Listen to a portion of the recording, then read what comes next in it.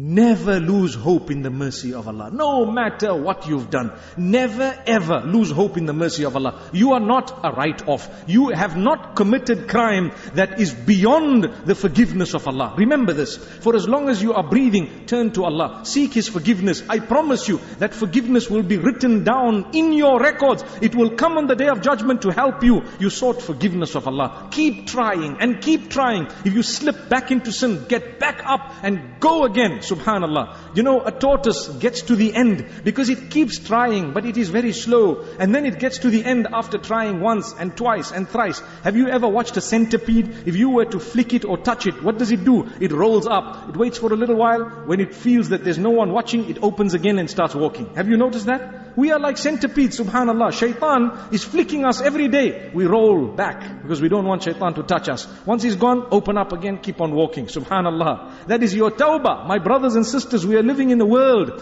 that is filled with tests and filled with a lot of sin that is very easy to commit. Subhanallah. So remember, never lose hope in the mercy of Allah. Keep turning to Allah. Keep trying. Once, twice, 3 times, 4 times, no matter how many times, until you meet with Allah subhanahu wa ta'ala. That is my message for you tonight. Never lose hope. My brothers, may Allah have mercy on you. My sisters, may Allah have mercy on you and your offspring, your children. It is a huge sacrifice.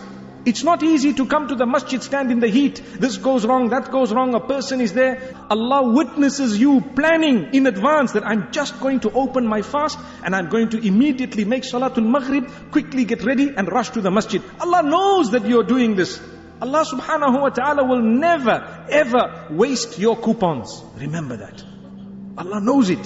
Have hope in the mercy of Allah. He loves you, that's why you are in His house. He loves you, that's why you are listening to a good talk of the Quran and the Sunnah to draw you closer to Allah subhanahu wa ta'ala. If Allah subhanahu wa ta'ala did not love you, you wouldn't even be listening to anything close to that which brings you close to Him. May Allah subhanahu wa ta'ala forgive us.